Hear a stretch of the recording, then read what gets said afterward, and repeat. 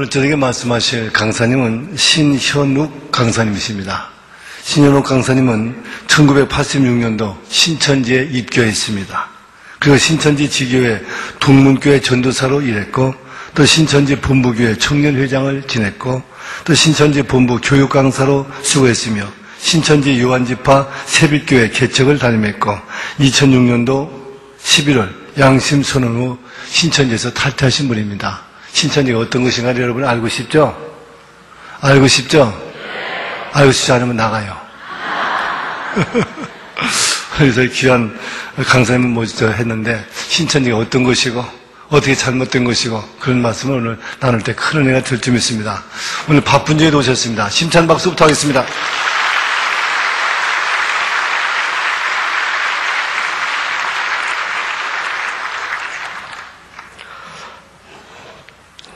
방금 소개받은 신현욱입니다. 고명하신 우리 목사님 신무하시는 교회를 방문케 돼서 개인적으로는 대단히 영광스럽지만 또 지난 날들을 돌이켜보면 참 부끄럽고 또 감히 나설 수 없는 그런 이단의 괴수였던 저였기에 참 이렇게 나서기가 그래 쉽지 않았습니다. 작년에 양심선언을 하고 조용히 집도하면서 신학 공부를 좀 해봐야겠다 하는 마음도 먹었습니다마는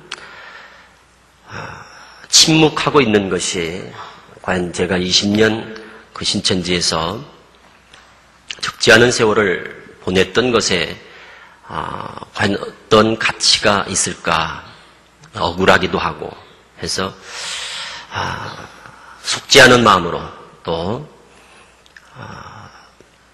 20년 세월의 그 과거의 그 의미가 앞으로 나의 행보에 의해서 더 의미가 부여되고 또 그것이 그냥 호송세월로 끝나지 않기 위해서는 어떤 마음의 결단이 있어야 되지 않을까 이런 각오를 하고 다시 용기를 내서 지금 한국 교회에 아주 심각한 그런 해를 끼치는 그런 신천지의 실체와 또 정체를 온 교계에 좀 더 사실적으로 또 적나라하게 드러내는데 동역하고 또 적으나마 좀 힘을 보태야겠다 하는 마음을 가지고 이제 다시 새롭게 또 저의 장래 진로 문제를 가지고 고민하면서 이렇게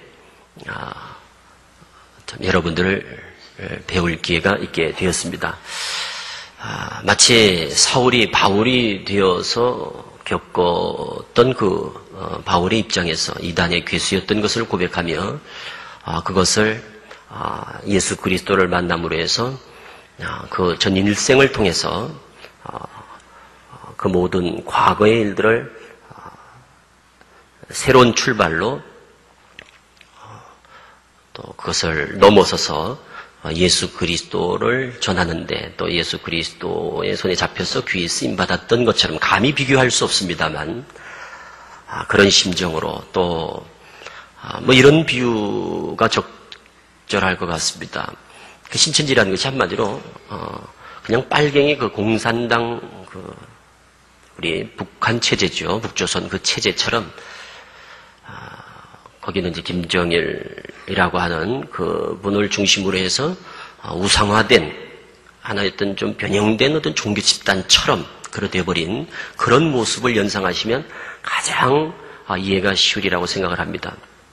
그래서 그 황장엽이란 분이 주체 사상을 거의 체계화하고 정립을 하셨지만 그 모순들을 깨닫고 우리 남한으로 나오셔서 그 모든 것들을 밝히 드러내시고 또 그 체제를 비판하시고 하시는 것처럼 저도 그곳에서 적지 않은 영향을 끼쳤던 그 사람으로서 그런 심정입니다. 그래서 마치 전향한 사람들이 기자회견하고 그래서 그 실체를 폭로하고 하지 않습니까?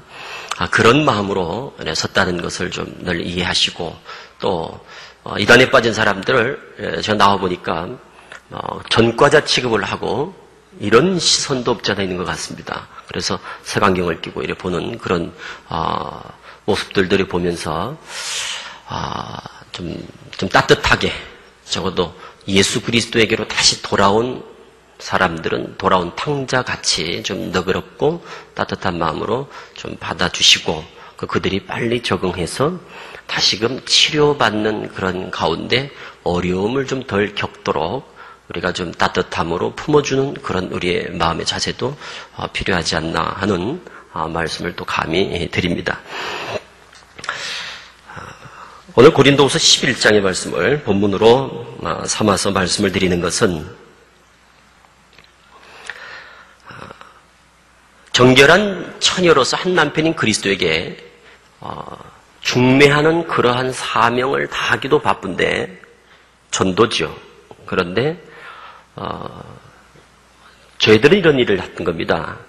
잘 살고 있는 한 예수님의 신부를 꿰어서 예수님에게서 떼어서 다른 남편에게 다른 신랑에게 중매를 쓰는 역할을 했다라고 비유하면 가장 적절할 겁니다. 그것이 4절에서 말하는 것처럼 그 다른 신랑이라는 것이 누구냐? 다른 예수, 다른 영, 다른 복음으로 표현된 그러한 우리가 쫓지 말아야 될 것들의 중매를 서는 역할들을 앞장서서 했던 저희들이었습니다. 그래서 4절에 지금 그 사도 바울이 말씀하시는 내용이 뭔가 하면 너희가 그런데도 불구하고 그것을 잘 용납하는구나.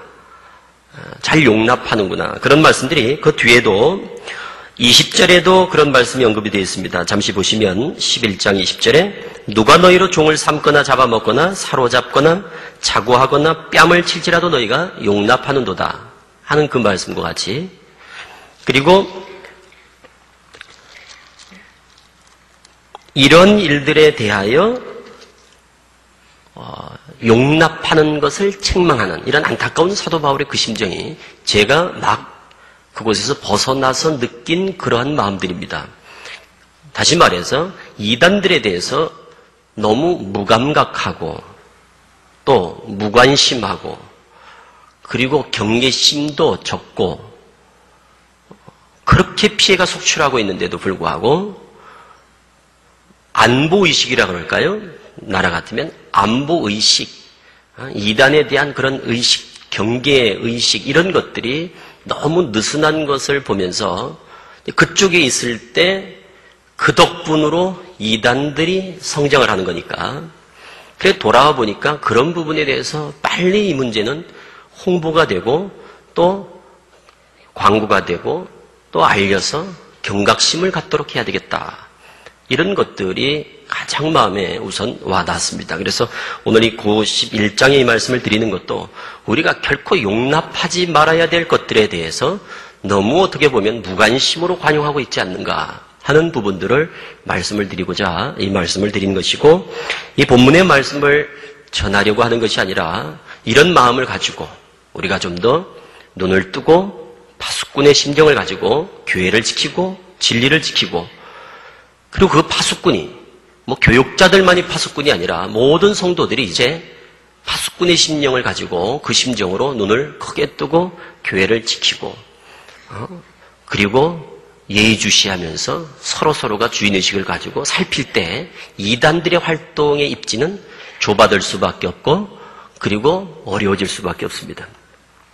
저희들이 그쪽에서 교육을 아주 철저히 시킵니다. 그래서 전도를 이런 일반 교회에서 전도자들을 양육하는 그런 수준이 아니라 군대로 비유하면 아주 특공대 같이 특수부대 요원들 같이 그래 훈련을 시킵니다. 그래서 파송을 하고 하기 때문에 상대적으로 경계가 느슨한 곳은 허점을 보이는 것은 주 침투 루트가 되는 것이고 그리고 경계를 강화하고 그리고 안보의식이 투철해서 서로서로 수상한 사람이 있으면 바로 신고한다거나 또 성도들 간에 교회에서 허락하지 않은 성경 공부를 하는 것에 대해서 아주 민감하게 반응하고 그리고 조금 이상하면 서로 돌아보아서 경계하고 근데 이런 분위기만 돼도 안에 들어와서 활동하는 사람들이 상대적으로 위축되고 조심스럽고 말 한마디를 건네기에도 상당히 조심스럽게 이렇게 할 텐데 그렇지 않은 경우에는 아주 마음 놓고 할개를 치죠. 지금도 아마 분명히 이 자리에 저를 기억하는 신천지 성도들이 제가 짐작할 때는 적어도 적지 않게 들어와 있을 수 있습니다. 적어도 이 정도의 교회 규모가 되면 너무 좋지요. 여러 가지 활동 여건으로. 그래서 지금 듣고 있을 겁니다. 그분들도 저를 제가 나온 후에 처음 아마 공식적인 자리에서 만나게 될 겁니다. 그분들도 같이 좀 들어주시기를 바라고, 그래서 제가 신천지에 탈퇴하면서 입교해서 탈퇴하기까지의 문제를 시작으로 해서 우리 성도님들께 조금이라도 도움이 될 수 있는 부분들을 제가 좀 두서없지만 몇 가지를 좀 요약해서 말씀을 드리는 것으로 시간을 갖겠습니다.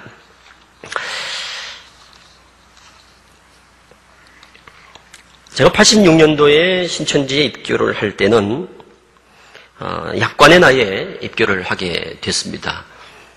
그래서 지금 청년들이 한 2만 명 정도로 추정을 합니다. 신천지 안에 대학생들만. 그럼 이게 대학생들이 적지 않은 한 2만 명 가량의 그 청년들이 젊은 나이에 거기 빠지고, 그리고 거기에 생을 걸고 올인하고, 그리고 모든 것을 다 전폐하고 뛰어드는 그 심리를 저도 겪었기 때문에 조금 이해를 하는 편입니다. 그래서 우리가 흔히 어떻게 저렇게 최고의 지성이라 하는 대학생들이 저 말도 되지 않는 곳에 저렇게 빠질 수 있을까라고 흔히 생각하는 분들이 적지 않습니다. 그래서 저도 그랬습니다. 대학 들어가면서 저는 86년도에 바로 3월 달에 신천지를 들어가게 되었습니다. 1학년 입학하면서. 그때 제게 다가온 그 신천지라고 하는 것은 가히 신비스럽고, 그리고 놀랄 만큼 아주 충격적인 것이었고 아주 기쁨이었고 그렇습니다. 그게 뭐였는가 하면 바로 비유풀이를 통해서, 짝을 찾는 비유풀이 성경 공부를 통해서 제게 접한 그 성경이라고 하는 것은 실로 아주 오묘하고, 그리고 아주 달콤하고, 그리고 아주 신선하고 그런 모습이었습니다. 거기다가 그 위에 얹어진 계시록이라고 하는 실상은 가히 하나님의 역사가 틀림없다라고 확신할 만큼 그렇게 아주 매력적으로 다가왔습니다. 그러다 보니까 거기에 올인하게 됐고, 그리고 더욱이 저 같은 경우는 장로교 합동측에 신앙을 하고 있다가 그 교회의 어떤 그 물질적인 것에 너무 치우치고, 또 기복적인 신앙, 그리고 어떤 그 목회자들의 그런 본이 되지 못하는 모습들, 일부 그런 제가 경험한 그 교회의 모습들이었지만, 그리고 말씀 공부에 대해서 무관심한 그런 모습들, 또 물질을 너무 강조하는 문제, 11조, 헌금에 대해서 여러 가지 마음에 와닿지 않은 거부감 같은 것들, 이제 이런 것들이 있다 보니까 어떻게 보면 쉽게 빠지는 계기가 됐는지도 모릅니다. 그래서 오직 말씀으로만 가르치는 그 신천지 교리에 푹 빠져서, 그래서 세월이 가는지도 모르게 대학 생활을 그냥 눈코 뜰 새 없이 보내고 말았습니다. 그 가운데 저는 그냥 교리에 심취하게 되었고, 거기서 이제 강사가 되어서 90년 신학원이 처음 개원되면서부터 15년간 신학원에서 있어서 강의하는데 온 세월을 보낸 그런 입장이었습니다. 87년에 시한부를 정해놓은 적이 있었습니다. 이만희 씨가 87년에 시한부를 정해놓은 적이 있었습니다. 물론 지금 와서는 그것은 사실이 아니다, 내가 한 것이 아니다 라고 변명하고 있지만, 그는 틀림없이 80년부터 87년까지 7년 동안 전 3년 반, 후 3년 반에서 인치는 역사, 14만 4천을 채우는 역사, 그것이 87년으로 끝난다고 책자에 명시했던 그런 적이 있었습니다. 제가 그때도 그 자리에 있었으면서도 저는 그게 불발이 돼서 성도들이 다 떠나가는데도 저는 그 자리에 있었습니다. 다 떠나가는데도 저는 그 비유풀이에 사로잡혀서 헤어나질 못하고, 남들이 떠나가는지도 저는 보지 못한 채 그냥 성경 공부에 빠져가지고 그런 세월을 보내고 있을 때였습니다. 지나고 보니까 87년에 그때 불발이 됐을 때 그때 나왔어야 되는 것인데, 그때 나왔으면 20년이라는 세월이 아니라 한 2년 만에 나오게 되는 것이었죠. 그런데 그것을 제 생각에 어떤 영향을 끼치지 못할 정도로 성경 말씀 이런 데 빠지면, 교리에 잡히면 참 헤어나기 어렵다는 겁니다. 그래서 지금 저 젊은 대학생들이나 청년들이 JMS 같은 경우도 그렇습니다. 또 통일교도 그렇습니다. 거기 보면 유독 젊은 대학생들이 많습니다. 그 친구들이 논리성을 따지고 좀 더 과학적이고 뭐 기사와 이적, 표적 이런 것들을 인정하지 않으려고 하는 그런 지식적으로만 성경을 접근하고 합리성을 따지고 과학적인 것을 따지고 이런 사람들에게 잘 먹혀 들어갈 교리들입니다. 그러다 보니까 그런데 심취하게 되면은 다른 윤리, 도덕 이런 것들을 넘어서서 뭐 교주가 뭐 문제가 있더라. 여러분들 잘 아시다시피 JMS의 교주가 뭐 온갖 추문이 난무해도 요지부동합니다. 우리 생각할 때는 어떻게 저런 교회에 저런 멀쩡한 청년들이 또 세상에서 그래도 배웠다 하는 사람들이 대학 교수들이 저런 데 빠져 있을 수 있을까라고 의아해하실 거예요. 그런데 그런 것들이 전혀 영향을 미치지 않습니다. 뭐 어떤 윤리적인 도덕적인 이런 타락들은 그 신앙에 별 영향을 미치지 못하는 이유가 뭔가 하면 그들을 잡고 있는 것은 그런 것이 아닙니다. 교주가 청렴하고 결백하고 또 모든 면에서 다 본받을 만한 인격적인 이런 것 때문에 교주를 따르는 게 아닙니다. 그런 부분들이 이해가 돼야 저 사람들이 따르는 이유가 있구나. 붙잡힌 게 무엇 때문에 붙잡혔구나. 무엇에 묶여 있구나. 라는 것들을 알아야 그들을 빼내고 접근하는 데 있어서 방향을 제대로 잡을 수 있습니다. 그것은 다 대부분이 다 교리에 잡힌 겁니다. JMS 같으면 역시 비유풀이. 서로 짝 찾는 것. 몇 장 짝 찾아서 성경의 어떤 비밀을 밝혔다 해서 그런 것들에 대해서 그 매력에 빠져서 그 미련을 버리지 못하는 거기에 잡혀 있다 보니까 결국 20년이라는 세월 속에서도 발목을 잡혀서 여러 가지 많은 문제점들을 제가 보고 경험하면서도 불구하고 그것을 극복하지 못하는 한계가 거기에 있었다는 겁니다.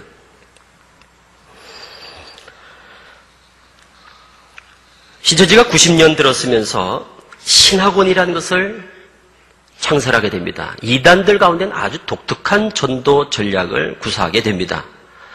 그래서 90년 6월에 사당동에 무료 성경신학원이라는 신학원을 개원하면서 발전과 부흥의 그 세력 확장의 계기를 마련하게 됩니다. 교육관을 만들어서 초등, 중등, 고등 과정 6개월 과정의 그 교육 프로그램을 가지고 무료로, 그러니까 무료라는 것에도 또 매력을 느끼고, 그래서 짧은 기간도 또 흥미가 있고, 그리고 생소한 교육 내용들이 또 더욱더 성도들에게 아주 신선함과 그리고 아주 놀라운, 아주 충격적으로 받아들이면서도 아주 성도들이 들으면 혹할 만한 요소들이 또 있습니다.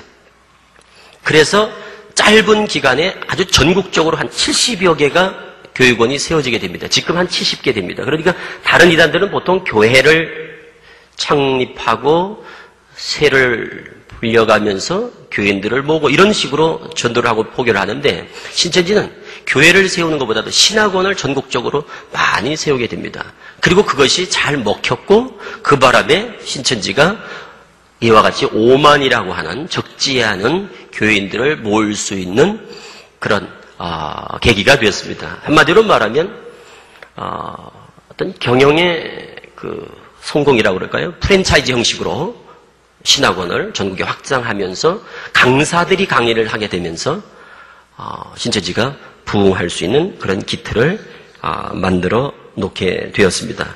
그러던 중에 많은 문제점들을 안고 있었습니다만은 여러 가지 이해가 안 되는 것들 또 그 안에서 우리가 고민하는 것들이 참 많았습니다만은 앞서 말씀드린 것처럼 실상이라는 게 있습니다. 거기는 계시록 사건의 실상이 나타났다. 그리고 그것을 비유풀이라고 하는 그 비유풀이 교육과정을 통해서 또 증명해주고 입증하는 이런 교육과정들이 있습니다. 그리고 들어보면 전문적인 성경의 지식이 없는 사람들은 들어보면 거의 대부분이 혹할 정도로 상당히 성도들로서 거부할 수 없는 그런 묘한 어떤 성도들을 끄는 그런 맛이 있어요. 저희들이 신학원에서 저도 15년간을 하루에 3타임씩 거의 휴일이 없이 1년 내내 강단에서 강의를 했습니다만 첫 시간에 오면은 주기도문 같은 것들을 저희들이 많이 했습니다. 일용할 양식을 주옵시고 그 한 제목을 가지고도 성도들이 와서 첫 시간에 아주 큰 은혜와 감동을 받고 돌아갑니다. 그리고는 결정을 하죠. 내가 6개월 동안 꼭 공부하리라 하고 이렇게 결정하는 것이 일용할 양식, 그 양식이 뭘까? 육의 양식이 아니라 영의 양식이다. 한번 성경을 찾아보자 하고서 성경을 쭉 몇 장 몇 절 쳐서 딱 제시하면 그 양식이 우리가 하루 세끼 먹는 밥인 줄 알았는데 그것이 아니었구나. 이런 것들 때문에 아주 놀라면서 그리고 공부를 하기로 작정하는 이런 식입니다. 처음부터 이만희 씨를 믿어야 영생을 한다. 지상천국 14만 4천 뭐 이런 얘기를 하면 아무도 아마 공부하기로 결정하지 않을 겁니다. 그런데 그 단계가 있거든요. 그래서 신학원을 통해서 그렇게 비유풀이라는 것으로 아주 유명세를 타게 됩니다. 무료 성경 신학원이. 그렇게 되면서 전국적으로 급속도로 확산이 되고 수강생들이 물밀듯 밀려오게 되면서 아주 수많은 사람들의 열매, 거기서 말한 열매 맺는다고 그럽니다. 전도를. 그렇게 해서 수많은 사람들이 몰려오게 됩니다. 저는 이제 신학원에서 또 강의를 하면서 이제 전문적인 신학을 한 경험이 없다 보니까 저희들은 그러다 보니까 가르치는 게 한계가 있죠. 그런데 배우러 오는 분들은 신학생도 오고 목사님들도 오고 심지어 신학 교수분들도 와서 공부를 했습니다. 그러면서 그분들하고 영적으로 많이 논쟁을 하게 되겠죠. 그리고 배운 분들, 성경에 대해서 좀 지식이 있는 분들은 성경을 가지고 따집니다. 이제 최근에 들어오니까 영어 성경, 원어 성경을 가지고 또 질문을 하고 그리고 도전을 해오는 이런 분들을 많이 경험하면서 저는 일선에서 어떤 신천지 교리의 어떤 한계 같은 것들을 많이 남보다 느끼게 됐습니다. 그러면서 나름대로 이제 일반 신학 서적들을 이제 보게 되고, 왜? 지피지기면 백전불태다. 이런 생각을 가지고, 그래서 알아야 되겠다 하는 마음으로, 그래서 공부를 하는 가운데서 뭔가 좀 개선돼야 될 것들, 그리고 성경적으로 다시 정립돼야 될 부분들이 많지 않는가, 이런 것들을 이제 계속, 고민해 오던 중에, 작년입니다. 2006년 9월경에 시작된 이만희 씨의 13특별 공과가 있었습니다. 그 가운데 어떤 내용이 있었는가 하면 누가복음 22장의 최후의 만찬에서 예수님께서 하신 그 말씀을 주제로 해서 이런 내용이 있습니다. 그 교리 가운데 영생이라고 하는 것은 죽지 않는 것인데 그 영생을 어떻게 전제하는가 하면 육신이 죽지 않아야 영생이다라고 전제하고 얘기를 합니다. 예수님께서 아버지 나라에서 새 것으로 먹을 때까지 다시 먹지 않겠다. 그런데 예수님께서 우리에게 약속하신 그 예수님의 살과 피를 먹어야 영생인데 아버지 나라에서 먹을 때까지 다시 먹지 않겠다. 그것은 아버지 나라에서 먹을 때 영생이 있다라고 하는 것에 대한 예언이다라는 얘기입니다. 그러므로 왜 예수 그리스도가 오셔서 살과 피를 그때 주셨더라면 다 영생을 했어야 되는데 왜 죽었겠느냐 지금까지 사람들이. 그건 육적인 얘기를 하는 겁니다. 육신이. 왜 예수 믿는다 하는 사람들이 다 지금까지 죽었겠느냐? 예수님께서 약속한 살과 피, 새 언약의 살과 피를 먹지 않았기 때문이다. 그러나 이제 아버지 나라에서 그 아버지 나라는 신천지를 얘기하는 것이고 새 것으로 먹는다 하는 것은 바로 이만희 씨가 받았다는 열린 말씀, 계시의 말씀, 실상의 말씀을 듣는 것을 의미합니다. 그럴 때는 다시 죽지 아니하리라. 그때는 죽지 아니하리라. 그러므로 오늘날 신천지에서 새 말씀을 먹는 우리들은 이제 죽지 않습니다. 그러나 예수 그리스도를 믿고 죽었던 사람들은 먹을 걸 먹지 못했기 때문입니다. 그리고 그 사망이라는 건 왜 오느냐? 죄 때문에 옵니다. 그런 논리라면은, 그래 저는 그 말씀을 듣고 제가 이제 가르치는 사람이었으니까 안에서 저는 그 지교에 요한지파라는 데가 있습니다. 12지파 중에 요한지파의 세빛교회라고 하는 서울 강동구에 있는 그 세빛교회라는 데를 15년간 제가 개척해서 담임을 하고 있었습니다. 성도들은 한 2,000명 정도 됐습니다. 그래서 그 성도들한테 제가 가르치는 입장에서 도무지 제가 그게 납득이 되질 않습니다. 그동안 여러 가지 조금씩 어떤 성경적으로 해결되지 않은 문제가 있었습니다만 그 부분은 이제 이런 의문을 갖게 됐죠. 그렇다면 예수님께서 십자가를 지시고 우리의 죄를 대속했다라는 것은 과연 성경적으로 어떤 의미가 있는 것일까? 신천지에서는 죄 때문에 사망이 왔다. 그래서 사람들이 예수 믿어도 죽은 것은 죄의 문제가 해결되지 않았기 때문이다? 그렇다면 예수님께서 죄의 문제를 해결했다 하는 것이 도대체 신천지에서는 어떤 의미가 있을까? 이런 것들에 대한 심한 고민에 빠지게 됐습니다. 그러면서 내가 이해되지 않는 걸 어떻게 성도들한테 가르칠 수 있을까? 이런 것이 이제 하나의 제 어떤 양심선언의 어떤 시발점이 되었던 것이었습니다. 그러다 보니까 그렇다면 이런 논리라면 나중에 가서는 박태선 교주를 중심으로 형성됐던 전도관의 형태를 밟아가는 건 아닌가. 또 제 영생교라고 여러분이 기억하시는 조이성 씨입니다. 지금은 이제 세상을 떠났습니다만 그 조이성이라고 하는 사람들과 결국 별반 다르지 않겠느냐. 왜 그러냐면 그곳에서는 예수 그리스도를 아주 욕을 하거든요. 예수님에게 아주 심한 욕설을 합니다. 그리고 더 나아가서 통일교 쪽에서 얘기하는 예수 그리스도는 실패한 분이다. 예수 그리스도가 십자가를 지신 것은 실패한 것이다. 그렇다면 예수 그리스도의 어떤 사역에 대해서 성경적으로 아주 무용론을 주장하고 있는 건 아닌가. 이런 데까지 미치다 보니까 이거는 심각하다라고 생각을 하게 되었고 그것이 시발이 되어서 이제 결정적으로 문제를 제기하게 된 원인은 계시록 20장에 나오는 신인 합일 교리가 있습니다. 신천지에는. 신과 그러니까 순귀한 영혼들과 이 땅의 14만 4천, 그러니까 순귀한 14만 4천 영과 이 땅의 14만 4천 육체가 하나가 되어서 합일이 되면 신랑 신부 이런 겁니다. 신인이 합일되면 영생물사의 신령체로 변하게 된다. 이 교리입니다. 그런데 그것을 제가 가르치면서 이제 영어 성경을 보고 또 다른 버전의 성경들을 보면서 그 내용이 그게 아닙니다. 신인 합일의 이 문제가 계시록 20장 4절이 그런 의미로 개역성경, 한글 개역성경에만 그렇게 돼 있지 좀 더 원문에 충실히 번역된 다른 버전들을 보면서 그렇게 돼 있지 않은 걸 발견하게 된 게 제가 가장 결정적으로 심각하게 생각하게 된 이제 동기가 되었던 겁니다.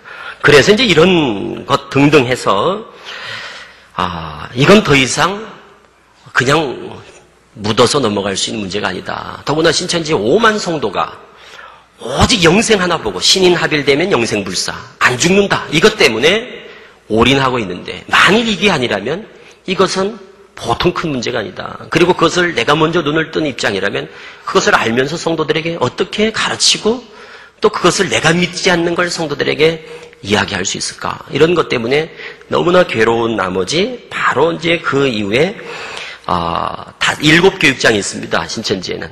계시록 4장에 하늘 보호자 형상을 쫓아서 이 땅에 이룬다 해서 총회장, 이게 이제 하나님과 예수님의 보호자가 되는 것이죠. 그리고 그 앞에 7눈 같이 7교육장이 있습니다. 세상으로 말하면 대통령 수석 비서관처럼 그런 역할을 하는 7교육장 중에 제가 2교육장과 대화를 통해서 2교육장이 저의 얘기에 문제에 이제 동감을 하고 또 2 강사를 또 다시 의견을 나누면서 성경을 가지고 얘기하면서 같이 이제 동감을 하면서 5명입니다. 그러니까 요한지파 12교회 중에 5개 교회 담임이 그 중에 교육장 3, 담임 강사 2 이렇게 5사람이 서로 마음을 모아서 신천지의 총체적 개혁을 요구하기에 이르게 되었습니다. 작년 11월 12일경입니다. 그때가. 그러니까 그때만 해도 이런 문제를 안고도 이거 신천지가 이게 문제가 있어. 이거 이상해. 이거 뭐 이단이야. 뭐 사입이야. 이런 생각은 아닙니다. 그냥 그때만 해도 그냥 겨우 좀 눈을 뜨고는 이건 안 돼. 이래가지고는 안 돼. 신천지를 좀 더 바르게 세워야 돼. 약속한 목자다. 증인이다. 이긴 자다. 이런 것에 대해서는 마음의 요지부동인 채 그 한계를 벗지를 못했습니다. 그때도. 그냥 우리가 주장했던 건 개혁이었습니다. 개혁. 그래서 몇 가지의 그 개혁안을 잠시 소개해드리면 교리의 문제들, 앞서 말씀드린 신인합일 영생불사 문제, 새하늘 새 땅, 신천지가 계시록 20장 다음에 있어지는 천년 후에 백보자 심판을 베풀고 바다도 없어지고 하늘과 땅이 없어지면서 새하늘 새 땅에 출현하도록 이래 돼 있는데 벌써 신천지가 도래했다 하는 것에 대한 성경적으로 좀 순서가 맞지 않는다 하는 이런 문제 뭐 등등 고 12장 1절에 셋째 하늘에 이끌려간 자를 이만희 씨는 사도 요한이라고 가르치고 있습니다. 제가 볼 때는 셋째 하늘에 이끌려간 낙원에 이끌려간 분은 사도 바울로 보는 게 너무나 상식적인데도 불구하고 그를 사도 요한이라고 우긴다거나 이제 이런 것들 때문에 또 계시록 1장 3장까지의 그 7교회 편지하는 소아시아의 7교회 편지하는 사건들을 편지를 안 했다고 그렇게 주장을 하거든요. 이만희 씨는 사도 요한이 반모섬에서 편지한 게 아니다. 편지할 것을 미리 예언한 것이다. 이런 식으로 극단적으로 너무 예언 쪽으로만 치중해서 가르치니까 우리가 일선에서 가르치는 의리로서는 너무나 그것이 부담스럽고 그리고 내가 이해가 되지 않는 이런 문제들을 어떻게 성도들한테 설득할 수 있을까? 이런 문제를 가지고 이제 문제를 제기하게 되었죠. 교리 문제. 교족부가 생명책이라고 그럽니다. 신천지 교회에 등록을 하면 교족부를 쓰는데 그것이 성경에 나오는 생명책이다라고 하는 것에 대해서 또 왕 같은 제사장 이런 문제에도 왕을 아주 뭐 세상에서 호령하는 그런 왕같이 부풀게 해서는 그 한날을 고대하면서 모든 것들을 다 올인하게 만듭니다. 이제 때가 돼서 14만 4천만 차봐라. 신인이 합일돼서 영생불사되면 이제 왕노릇하면 온 세상의 천하를 다 호령하는 사람들이 된다. 이런 식으로 호도하고 있는 것이죠. 그런데 제가 성경을 통해서 본 바 베드로전서 2장 9절에 너희는 왕같은 제사장이요 한 것이 2000년 전 예수 그리스도를 영접했던 초대교회 성도들을 향한 왕같은 제사장으로서의 영적 의미를 부여하고 있는 것으로 제가 보여질 때 이것은 뭔가 아니지 않는가에 대한 문제를 제기하게 되었던 것이었습니다. 그리고 새 언약을 성경에 보니까 하나님의 생각과 하나님의 법을 우리 마음에 기록하는 것이다 해서 그 기록한다는 의미를 어떻게 생각하는가 하면 기억한다, 외우고 암기한다 이래 생각을 해서는 신천지는 아주 자주 시험을 봅니다. 아마 그런 교회는 세상에 없을 겁니다. 시험을 봅니다. 시험. 그러니 젊은 사람들은 해볼만 하지만 연세 드신 분들은 얼마나 스트레스를 받겠습니까? 그래서 시험을 봐서 그게 기록한 것은 기억을 하고 있어야 기록을 할 수 있는 거거든요. 그것이 입맞는 것인 것처럼 이렇게 가르치는 것이 과연 성경적일까? 그렇다면 연세 드신 분들이라거나 기억력이 흐리다거나 이런 분들은 그럼 입맞지 못하는 것일까? 이런 것들도 문제를 제기했던 부분들이었습니다. 그리고 14만 4천이라고 하는 숫자에만 치우치고 거기에만 혈안이 돼서 수를 모으려고 하다 보니까 형식적이고 거짓된 보고들이 만연하고 그리고 인간성이나 도덕성을 다 상실하는 문제들 그리고 선민의식에 사로잡혀서 신앙의 본질을 잃어가는 모습들이 참으로 안타까웠습니다. 그래서 신천지에 와서 느끼는 감정들이 다 그렇습니다. 신학원에서는 공부에 빠져서 너무 좋다 은혜가 충만하다 신기하다 이러다가 교회 와서는 교회 분위기에 다 실망을 하는 게 대체적인 사람들의 반응입니다. 사랑이 없고 전투적입니다. 교회 분위기가 아주 전쟁을 수행하는 전투하는 전사들 같습니다. 아주 무섭지요, 분위기가. 그리고 훈련하고 교육하고 이런 것에 분위기에 적응하지 못하는 성도들. 그래서 믿음이 연약한 성도들은 그쪽에서 볼 때 그렇습니다. 적응하지 못하고 떨어지는. 갈수록 점점 은혜가 떨어지는. 이런 부분들이 신앙의 어떤 본질을 찾아보기가 어렵죠. 그래서 이구동성으로 하는 말이 뭔가 하면 사랑이 없다. 신천지는 사랑이 없다. 이 말은 어느 교회든 다 성도들이 가서 느끼고 토로하는 얘기들입니다. 사랑이 없다. 그리고 선민의식을 갖는 사람들, 이단들의 공통점 중에 하나가 바로 뭔가 하면 우리는 선민이고 하나님 백성이다. 택한 자들이다. 그러므로 죄의식이 사라지는 겁니다. 이미 우린 구원 얻었어 하는 것 때문에 죄의식이 사라지는 가운데서 육적인 생활의 방종과 방탕함 이런 것들을 보게 됩니다. 그러다 보니까 음주문화, 또 흡연문화, 성적 문란, 또 가정 파탄, 이혼, 가출 이런 것들이 자연스럽게 표출될 수밖에 없는 그런 안타까운 어떤 여러 가지 부작용들도 많이 나타나게 되고 젊은 청년들은 이제 2, 3년만 늘 2, 3년이거든요. 23년 동안 해마다 한 얘기가 뭐냐면 첫 해가 되면 올해는 좋은 일이 있을 거야 라는 말로 시작해서 2, 3년만 하다 보니까 23년이 흘렀습니다. 그런데 그때마다 청년들은 2, 3년만 고생하면 되니까 올인하지요. 빚을 져서. 그러다 보니까 신용불량자들이 많고 청년들이. 앞으로 큰 문제입니다. 이 젊은 사람들이 다 신용불량자들이 많다는 거예요. 그때만 어떻게 모면하면 되니까 카드 빚을 진다거나 이래서 결국 파산 신고를 한다거나 이런 경우들도 많습니다. 제가 상담한 친구들도 그런 친구들이 많더라고요. 또 재정의 어떤 투명성 확보 문제 이것도 공식적으로 제기했던 문제였습니다. 신천지가 전국에 5만 성도인데 그 수가 적지 않지 않습니까? 그런데 재정이 운영되는 것은 50명 교회 규모의 재정 관리, 이렇게 이해를 하시면 잘 이해가 될지 모르겠습니다. 5만 성도를 총괄하는 총회, 그 총회는 거기는 일반 이런 우리 교회의 총회 같지 않습니다. 거기는 그냥 한 교회입니다. 전국이. 딱 총회라도. 그 5만 성도들의 모든 재산이 재정부장 격리 한 사람에 의해서 다 운영이 됩니다. 아무것도 없어요. 재정위원회도 없고 재정위원도 없고 그냥 비전문가인 재정부장 한 사람, 그것도 제일 믿을 만한 사람 한 사람 딱 세우고, 격리, 여자 격리 젊은 애 하나 딱 세워놓고, 그게 답니다. 그럼 누가 그것을 운영을 하느냐?